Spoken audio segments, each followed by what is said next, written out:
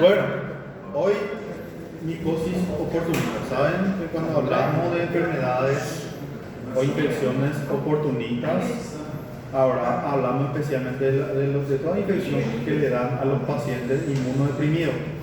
Y no solo incluye pacientes con VIH, sino también pacientes con algún tumor en tratamiento quimioterápico, diálisis y algunas enfermedades de colagenopatía, por ejemplo lupus, artritis, varias enfermedades que disminuyen un poco el nivel de la respuesta inmunitaria de los pacientes, ¿verdad?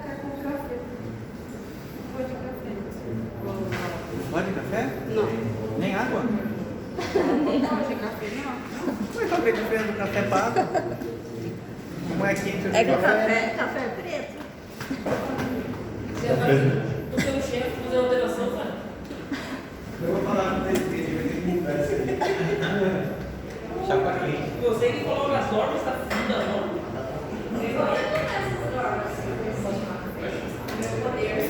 Ah, não pode. A gente faz coisa pior. Quem entrou com um copo de água, chegou e olhou assim, ó. Não sei se era café. Eu gosto de calma.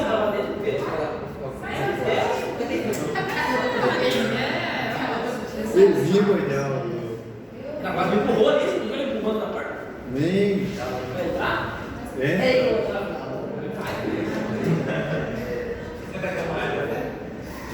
Não, porque senão eu vou perder a aula. É você, menino. Não, eu tô errado. Tem um café atrapalha a aula, gente. Pelo amor de Deus, só acorda. A Monique rebelde. Então você não tem. Eu tinha casa pra ela. Bueno, Eu ia falar de tudo. Queimou o sol da boca? Bora, doutor. micosis oportunista. ¿No? Este es la más prevalente. Tenemos las candidiasis, Candida albicans. Es la especie del género. Voy a mirar otra vez. Allá está. Não, mano, Entonces, tem com café. evidentemente la especie, o sea, el género Candida conforman el grupo más importante, entonces la de los patógenos micóticos, o sea, los hongos oportunistas. Las especies incluidas son la tercera causa de muerte, o sea, la tercera causa más frecuente de infección septicémica, asociada a catéter central y supera cualquier patógeno gram negativo individual. Desde la década del año 80 hasta la actualidad, la frecuencia se ha incrementado a un ritmo constante en hospitales de cualquier tamaño, hospitales distrital, regional, hospitales nacionales, ¿sí? Y en todos los grupos de edad.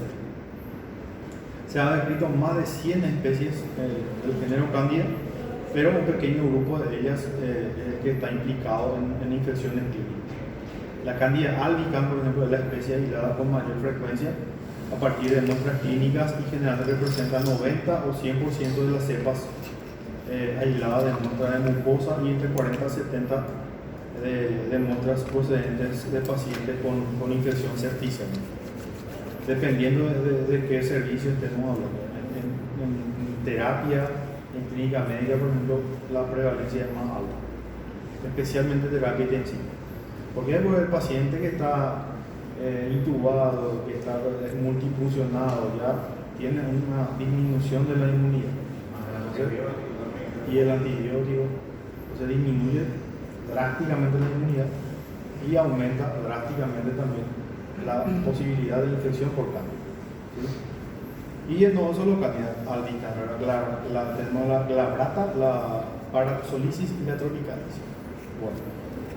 Morfológicamente se desarrollan como células levaduliformes ovaladas que forman yemas o blastoconillos y también puede producir pseudohifa.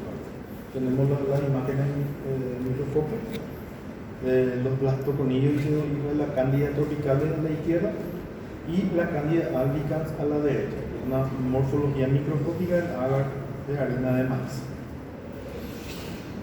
Epidemiológicamente el género Candida coloniza el ser humano, ¿verdad? Y otros animales de sangre caliente se encuentran tanto en personas como en ambientes naturales de todo el mundo. El lugar primario de colonización es el aparato digestivo de la cavidad bucal hasta el recto. También se desarrollan como comensales dentro de la vagina y la uretra, también la piel y bajo las uñas del pie correcto, también de la mano. Y se ha detectado presencia de Candida albicans, principal patógeno etiológico de la enfermedad en el ser humano, en el aire, en el agua, en el suelo y además en otros animales también. Se estima que un 25 a 50% de personas sanas son portadores del género Candida. O sea, está presente en su microflora normal en la cavidad bucal, por ejemplo. Y la Candida albicans representa de un 70 a 80% de las cepas que están colonizando ahí a las personas sanas. Entonces, siempre vamos a tener infecciones por Candida. La tasa de portadores orales son significativamente mayor en la población pediátrica, en pacientes ingresados a internación, infectados por el virus del VIH y personas con dentaduras postizas o diabéticos, y también individuos que son sometidos a quimioterapia o antibiótico terapia y niños como yo. O sea, prácticamente todos los seres humanos pueden albergar una o más especies de Candida en su aparato digestivo, y los niveles del estado del portador sano pueden aumentar hasta niveles de enfermedades detectables u otras situaciones de alteración del mecanismo de defensa del cuerpo. Y la principal fuente de infección causada por la especie Candida, desde la enfermedad mucosa o cutánea superficial hasta la diseminación hematógena, es el propio paciente. Es decir, la mayoría de los tipos de Candida representan una infección endógena. El propio paciente se autoinfecta otra vez. Y en la microflora intestinal, o sea, la microflora comensal aprovecha la oportunidad y produce una infección, ¿sí? Para ello entonces debe existir alguna deficiencia en la barrera del huésped frente a la Candida. En el caso de la infección septicémica por Candida, la transferencia del microorganismo desde la mucosa digestiva hasta el torrente circulatorio exige sí o sí una proliferación excesiva de levaduras en el nicho comensal, junto con un fallo de la integridad de la mucosa digestiva. Además de la transmisión endógena, tenemos la exógena, que también ocasiona una proporción de cierto tipo de candidías. Como ejemplo de esa transmisión se encuentra el uso de soluciones de irrigación, líquido de nutrición parenteral, transductores de presión vascular, válvulas cardíacas y córneas que están contaminadas con Candida. También se ha comprobado la transmisión desde profesionales sanitarios, ¿sí?, a pacientes y entre pacientes, en especial en el contexto de cuidado intensivo. Entonces, si hablamos nosotros de dónde está más presente las infecciones por Candida, va a ser siempre más alta la prevalencia en unidades de cuidado intensivo. Uno por el personal sanitario, la infección entre pacientes, adelante, y algunos profesionales de salud que son portadores o que pueden, por la falta de higiene adecuada, pasar de un paciente a otro paciente. Entonces, las manos de los profesionales sanitarios actúan como posibles reservorios en la transmisión nosocomial de la Candida. El número o tipo de especies que produce infecciones se ven influidos por numerosos factores. Por ejemplo, la edad del paciente, el grado de inmunodepresión, la exposición a fármacos antifúngicos o diferencias entre el procedimiento de control de infección. Cada uno de los factores entonces puede incidir en la prevalencia de las Cándidas en cada centro hospitalario. Quando fala de idade, pessoas mais anciãs? Sí. E O também niños. E niños também? Sí. Entonces, la consecuencia, por ejemplo, de una infección septicémica por Cándida en paciente hospitalizado suele ser generalmente grave. Van a ver ustedes que actualmente la causa de muerte, hay una causa de muerte que es las infecciones intrahospitalarias, aumentaron pero muchísimo. Entre las causas de infección intrahospitalaria está la Cándida. Las bacterias que antes parecían inofensivas, las estenotropomonas, que también es una bacteria que no es muy estudiada, no era muy estudiada hasta hace poco, que es causante frecuente de infección intrahospitalaria y lleva a la muerte. Son bacterias súper resistentes, no hay antibióticos que puedan aguantar. Y la cándida mismo también suele hacer una resistencia a los azoles por sobre todo. Y la anfotericina B, en terapia pues entran los más graves. Generalmente el paciente que está en terapia puede entrar por shock de alguna causa, ya sea hipovolémica, shock séptico, cualquier otra causa, entonces el riñón ya está sufriendo. Imagínate que ese paciente que ya está con una patología muy grave, se va y le agarra una infección intrahospitalaria y que sea una cándida. Tenemos que nosotros agredir otra vez al riñón más de lo que está siendo ya agredido por la patología que le llevó al paciente a ingresar a terapia. Hay algunos casos que el paciente ingresa para realizarse una diálisis de rescate. Están las infecciones, o sea, están las insuficiencias renales agudas, o sea, la enfermedad renal aguda que tiene múltiples causas que el paciente necesita diálisis. El paciente ingresa a la terapia para diálisis, se liga a una infección hospitalaria, que prácticamente la anfotericina B, el paciente dializado,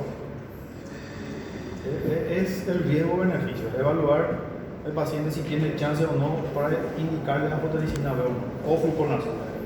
Los dos son nefrotóxicos, la anfotericina B mucho más. Entonces es jodido el tema de las infecciones por cáncer. Y lo preocupante es que la literatura misma menciona que la tasa de mortalidad con el descubrimiento de los nuevos antibióticos, la anfotericina B, el fluconazol, no disminuyó. La mortalidad está ahí nomás, o sea, aumentó en vez de disminuir, que es algo muy preocupante. ¿Qué significa? Que desarrolló cierta resistencia o que todavía no estamos desarrollando antibióticos o antifúngicos que realmente sea eficaz contra la cándida. Ahí vemos, por ejemplo, en 1988 hubo 57 muertes, en el 2001 aumentó a 61, en el 91, por ejemplo, era más. Ese es por aspergillus, o sea, cándida estamos hablando. Aumentó entonces los casos de muerte, de 57 a 61. Los controles, ¿verdad?, disminuyeron un poco y la mortalidad atribuible a cándida también aumentó. Eso es preocupante. Los síndromes clínicos, ¿verdad? Las especies de cándida pueden producir una infección prácticamente en cualquier sistema órgano del cuerpo. El espectro de infecciones abarca la enfermedad mucosa, que es la famosa candidiasis bucofaríngea, que se ve en la boca, en la lengua, se puede ver en el esófago, ¿verdad? Hasta la diseminación hematógena extensa con afectación de órganos como el hígado, el vaso, riñón, corazón y cerebro. Es peligroso. Y más porque nuestro paciente probablemente sea inmunodeprimido, ahí es más peligroso todavía. ¿Sí? Cuando afecta al cerebro, la mortalidad se acerca al 50%. Entonces tenemos los tipos de enfermedad y los factores predisponentes. Una infección orofaríngea, ¿sí?, se ve, por ejemplo, en edades extremas, o sea, abuelitos y niños, pacientes que utilizan dentadura postiza, en diabéticos, en aquellos que usan indiscriminadamente antibióticos, pacientes con radioterapia por algún cáncer o corticoides inhalados, el EPOC, por ejemplo, una quimioterapia, una infección por HIV, neoplasias y trasplantes, pacientes trasplantados. La esofagitis puede darse en pacientes que usan corticoides sistémicos, pacientes con SIDA, pacientes con cáncer o trasplantados también. La infección vulvovaginal se puede ver en pacientes que usan anticonceptivos orales, embarazadas, diabéticas, que usan corticoides, personas con VIH o uso indiscriminado de antibióticos. Y las cutáneas o ungueales también, pacientes que viven en extrema humedad, o inmersión de manos en agua contaminada, enfermedad vascular periférica. Y la mucocutánea crónica puede ser con deficiencia de linfocitos T. Hay más, ¿verdad? Eso es lo que mencionamos por lo menos por ahora. Entonces las infecciones mucosas debidas a cándida, conocida como muguet, que es el bucofaríngeo, puede limitarse a la orofaringe o también se puede extender hacia el esófago y el tubo gastrointestinal. En la mujer, la mucosa vaginal también constituye un lugar frecuente de infección Y generalmente las infecciones se observan en pacientes con una inmunodepresión local o generalizada, o bien en condiciones que favorecen la proliferación de estas levaduras. Las infecciones suelen manifestarse con máculas blancas semejantes al requesón en la superficie de la mucosa afectada. También se describió en presentaciones como pseudomembranoso, en el que el raspado revela una superficie hemorrágica heterogénea. El tipo eritematoso también, que tiene áreas de color rojizo. La leucoplasia candidiásica, que se ve en la lengua, por ejemplo, y se produce un engrosamiento epitelial. Y la queilitis angular, que da lugar a fisuras molestas en la comisura de la boca. Profesor, ¿qué es queilitis? Queilitis es cuando ves el paciente con la comisura labial, así que siempre parece con una herida. Ah, ok. Siempre a una veces tiene unas secreciones raras ahí. Esa es la queilitis, ¿sí? Que puede dar lugar a fisuras también ahí, ¿sí? A una vez es muy seca o alguna vez está con algún tipo de secreción. Se ve también en pacientes con anemia, con mucha anemia, hoy en pacientes desnutridos. Obviamente los desnutridos van también a tener cierta inmunodepresión. Entonces las especies del género Candida pueden originar infecciones cutáneas localizadas en la ingle, por ejemplo, en axilas, espacios interdigitales de los pies o en los pliegues mamarios, y debutan como un eritema pruriginoso con lesiones vesículo-pustulosas eritematosas. También la mucocutánea es un trastorno infrecuente donde hay deficiencia en la capacidad de respuesta de linfocitos T. ¿Qué presentan los pacientes? Presentan lesiones crónicas, entre las que se encuentran afectación unguial extensa, vaginitis, y algunas pueden adoptar un tamaño relativamente grande con aspecto granulomatoso. También podemos tener candidiasis intraabdominal en pacientes que fueron sometidos a cirugía abdominal o que han padecido proceso intraabdominal, por ejemplo, entre las que se incluye la peritonitis, absceso abdominal o una infección purulenta o necrótica en zonas perforadas. También puede afectar el sistema nervioso central, ¿sí? Se da como una consecuencia de enfermedad hematógena asociada a intervención neuroquirúrgica también, o derivación del ventrículo peritoneal. Puede remediar una meningitis bacteriana, y su evolución puede ser indolente o crónica. La mayoría de los que son afectados que tienen afectación cardíaca también por cándida, se debe a una diseminación hematógena y a infección de las válvulas, o sea, en prótesis valvular, por ejemplo, o una válvula cardíaca dañada. El miocardio y el espacio, entre el miocardio y el espacio pericardio. También se ha descrito implantación de válvulas cardíacas que estaban contaminadas por Candida parapsolicis. Y la presentación clínica se asemeja a una endocarditis bacteriana.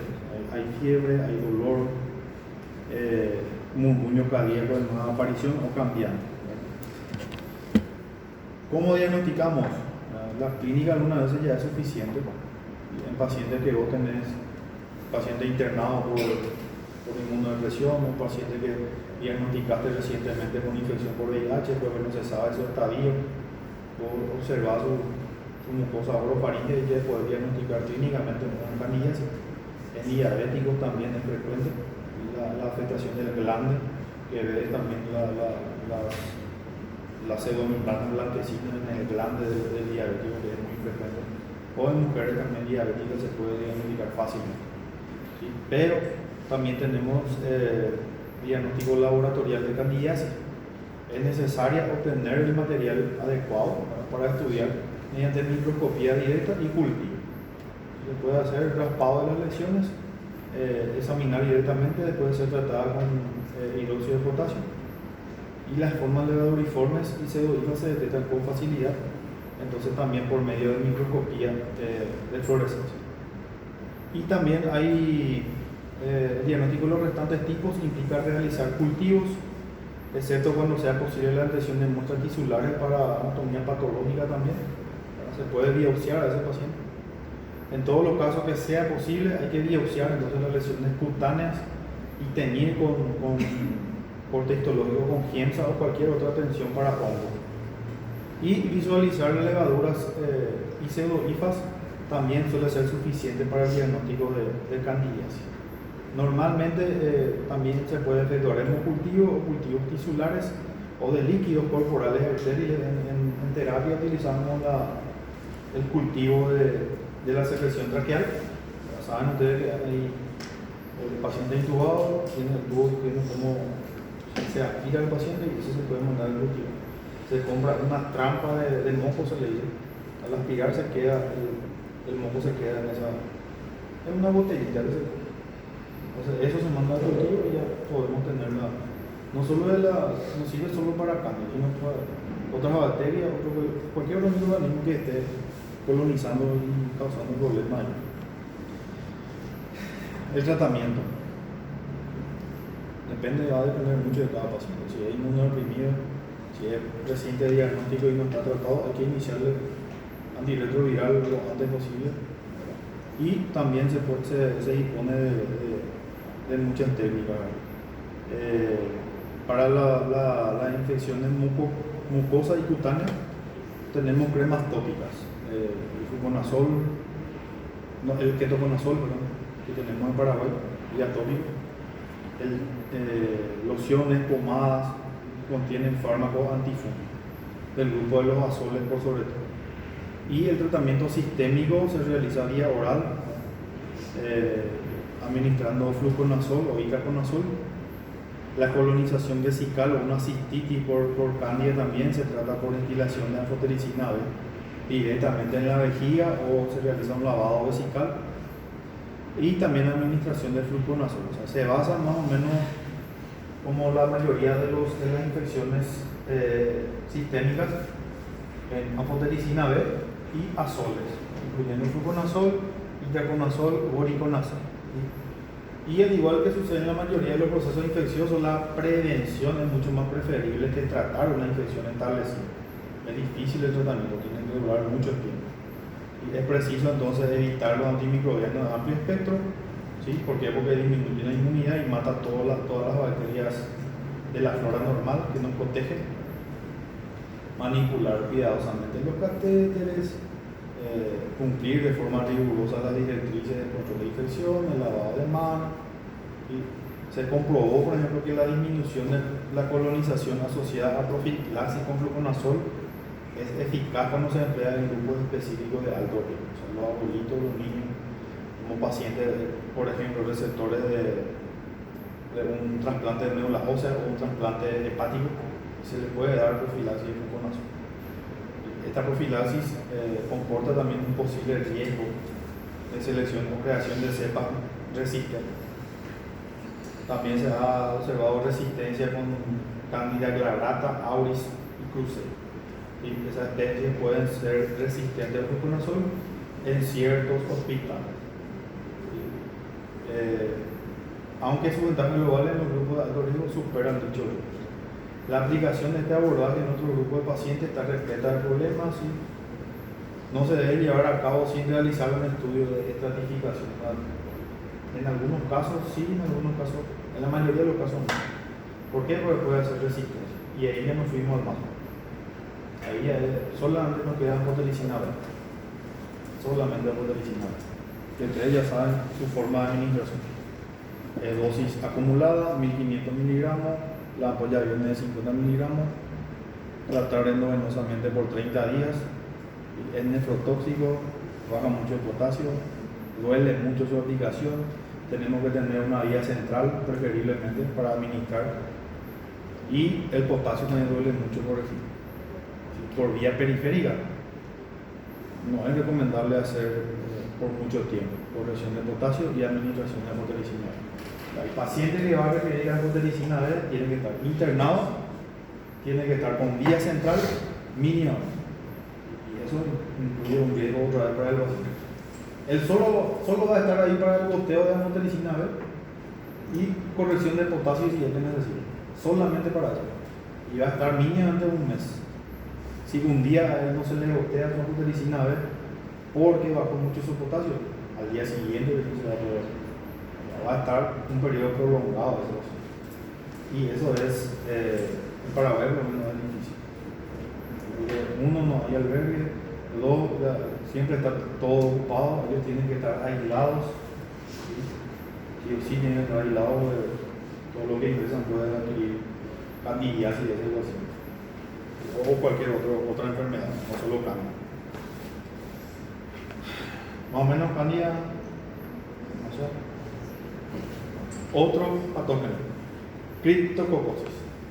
Es una micosis también sistémica causada por los hongos Bacillomycetes levaduriformes encapsulados llamados Cryptococcus neoformans, Cryptococcus gatti. ¿Sí? El neoformans presenta una distribución en todo el mundo, ¿verdad? Se desarrolla en el suelo, en especial de aquel enriquecido con excremento de paloma. ¿Sí? El neoformans incluye serotipos capsulares A, D y C. Morfológicamente son microorganismos levaduriformes encapsulados de forma esférica y ovalada. Tienen mucha resistencia. Tienen un diámetro de entre 2 y 20 micras. Se replica por gemación, o sea, se divide directamente a partir de una base relativamente estrecha. Entonces, forman yemas solitarias, aunque en algunas ocasiones hay yemas múltiples. Y tenemos una imagen microscópica de Cryptococcus neoformans y con una tinción de metamina argentina. ¿Cómo se contrae? Por inhalación de los hongos, Cryptococcus neoformans y gatti, que son transportadas por el aire a partir de focos ambientales, ¿sabes? Donde hay, están preferiblemente donde haya excremento de paloma. Le sirve como un... ¿Qué es paloma? ¿Cómo es paloma? Pomba. En portugués? Pomba. Pomba. Lo siento. Muy bien. Lembra da música falando. Vou ficar disso mesmo.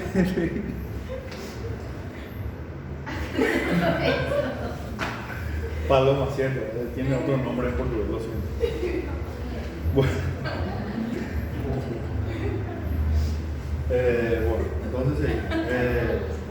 entonces son inhaladas, posteriormente se van a los pulmones, habitualmente al sistema nervioso central y produce enfermedad clínica en pacientes susceptibles, especialmente inmunodeprimidos.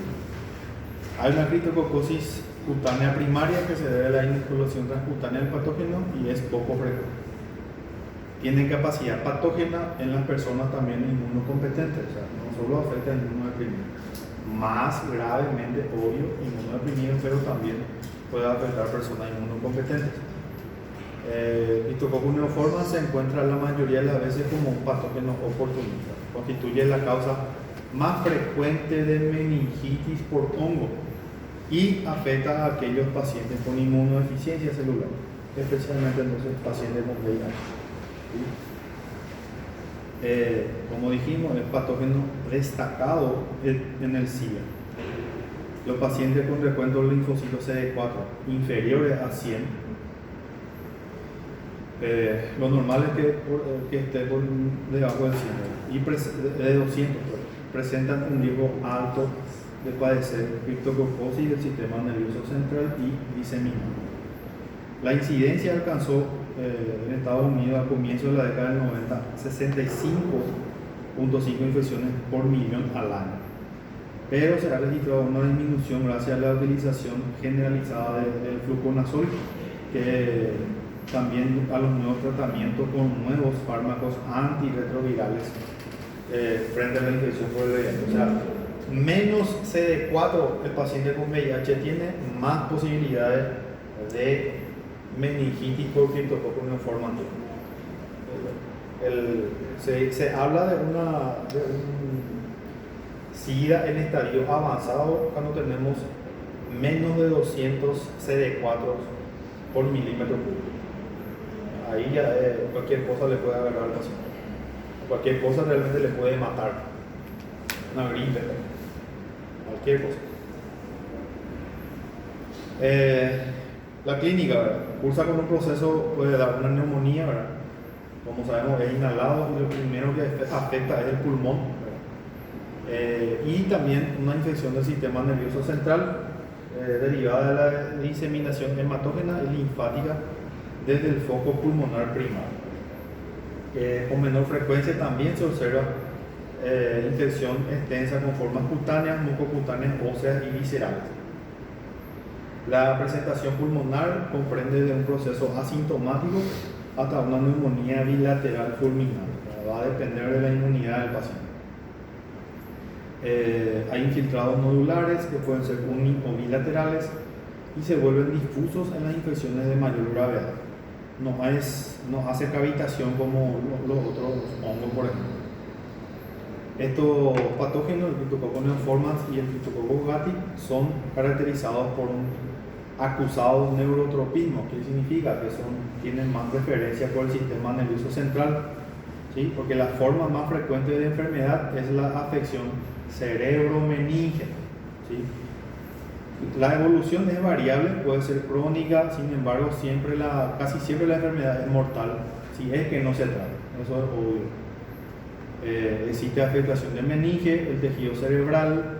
La presentación clínica es fiebre, cefalea, meningismo. ¿Sí? Meningismo se refiere a la rigidez de nuca clásica que hay en las meningitis, alteraciones visuales, alteraciones del estado mental, puede haber convulsiones y paciente, ahí ya estamos bien. El cuadro clínico depende de gran medida entonces del estado inmunitario del paciente. Como dijimos, menos células CD4, más posibilidad de enfermedad grave por Cryptococcus. ¿Sí? Puede producir lesiones parenquimatosas o criptococomas en el sistema nervioso central. Son infrecuentes, pero en el sistema nervioso central inmunocompetentes son más o menos la característica principal. Laboratorialmente se puede aislar por cultivo, hemocultivo o cultivo de líquido cefalorraquídeo o de otro material clínico en donde creyamos nosotros que esté presente el hongo. El estudio microscópico del líquido cefalorraquídeo también puede poner de manifiesto la presencia de levaduras de gemación encapsulada, característico de estos microorganismos, y cuando están presentes en el líquido cefalorraquídeo u otro material, se puede visualizar mediante tinción de grano, así como tinta china también y otras infecciones. De hecho, yo vi un caso de Cryptococcus neoformans que se diagnosticó haciendo la punción lumbar, se estudió con tinta china el líquido cefalorraquídeo. Un caso solo vi en paciente inmunodeprimido en el 2022 y resultado vomitó el paciente. 2-3 días no hubo forma de salvar. Un SIDA estadio 3. No solo tenía también candidiasis bucofaríngea y afectación del sistema nervioso central. Pero era un paciente que estaba en tratamiento antirretroviral. Pero probablemente no seguía sus controles, no tenía un buen seguimiento aparentemente. Pero sí era conocido el programa de VIH. La mayoría de las veces el diagnóstico de meningitis criptocócica se fundamenta en la detección directa del antígeno polisacario en el LCR. Se puede diagnosticar con un antígeno, ¿verdad? Se lleva a cabo por medio de pruebas comerciales, eso se compra o se paga al laboratorio para que se haga. Son pruebas que utilizan aglutinación con látex o enzimo inmunoanálisis. Generalmente en Paraguay, todo lo que se refiere al líquido cefalorraquídeo, al estudio del líquido cefalorraquídeo, si vas a hacer en un centro privado, es carísimo. El simple hecho de realizar la punción lumbar, tiene que realizarlo un infectólogo, un anestesio, alguien que sepa dónde entrar alguien que sepa funcionar con ahí ya te cuesta 1 millón solo el procedimiento y después los estudios que te vas a pedir dependiendo de qué es lo que quieres saber. Si quieres saber todo lo que hay un estudio que utiliza biología molecular en donde creo que también estudia hongos y pues la mayoría de las bacterias que pueden dar meningitis, incluyendo hongos como Cryptococcus, ¿sí? O simplemente tinta china, eso no es tan caro, pero si el paciente no tiene posibilidad de pagar, hay que enviar todas las muestras al laboratorio central, Asunción, y eso tarda una semana en volver el resultado. La tinta china, el estudio con tinta china no es demasiado caro. Ese paciente en específico que nosotros tuvimos, el infectólogo hizo la punción y él pagó solamente el estudio en el laboratorio que vino positivo para el gestor. ¿Verdad? Y era muy. Entonces, la sensibilidad es alta, ¿verdad? Con el antígeno en pacientes con SIDA. También tinta china tiene buena sensibilidad y el cultivo tiene 100% de sensibilidad. Tratamiento. Bueno, la forma diseminada dice que son siempre mortales, ¿verdad? Sí, no se trata. Eso ya lo dijimos. Además, se puede administrar rápidamente un tratamiento antifúngico eficaz y resulta esencial el tratamiento rápido de la hipertensión endocraniana. ¿Por qué? Porque esto puede hacer que falle el tronco cerebral y el paciente deje de respirar. La hipertensión endocraniana puede ser mortal en muchos casos. Todos los pacientes han de recibir anfotericina B junto con flucitocina, que es un quimioterápico, la flucitocina, un antibiótico de amplio espectro también, durante 2 semanas. Ese es el tratamiento de inducción. Anfotericina B, flucitocina durante 2 semanas. Seguidamente se trata con fluconazol o itraconazol a lo largo de 8 semanas. Los pacientes con SIDA suelen necesitar también un tratamiento de mantenimiento de por vida con fluconazol o itraconazol para que no vuelva a desarrollar esta enfermedad.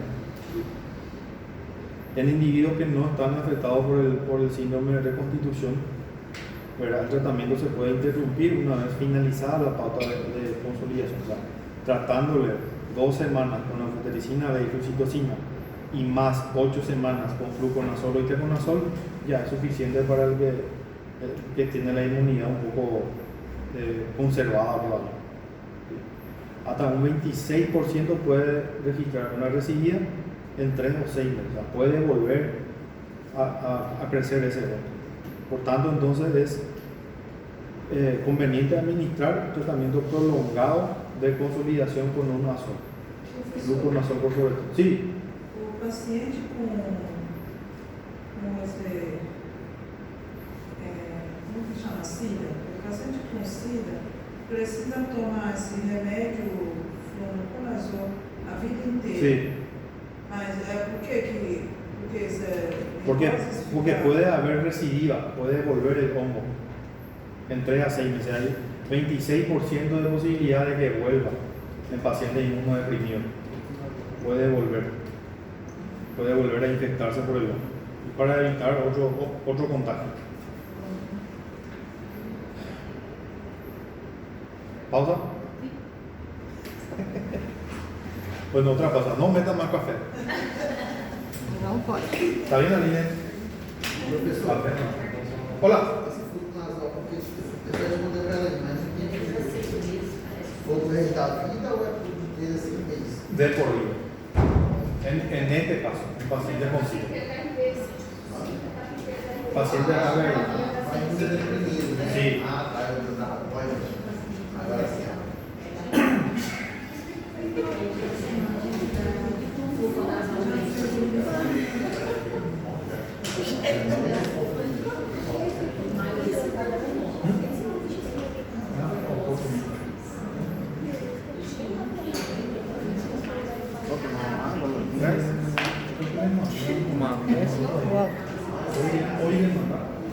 Oye, ¿te llegó el de hepatitis?